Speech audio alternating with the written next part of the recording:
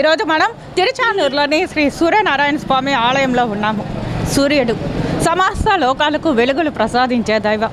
అలాగే మన కంటికి కనిపించే ఏకైక దైవం ఆ సూర్య భగవానుడే.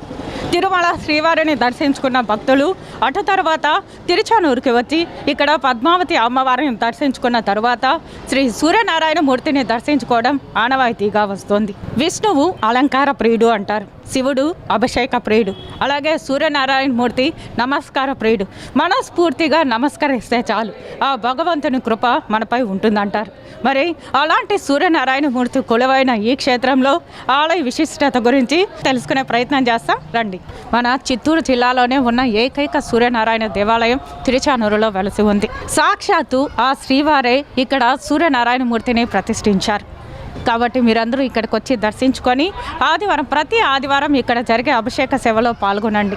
ఇక్కడ అభిషేక సేవలో పాల్గొనాలంటే ప్రతి నెలలో వచ్చే మొదటి శుక్రవారం రోజు మనకి ఆన్లైన్లో అభిషేకం టికెట్లు అందుబాటులో ఉంటాయి.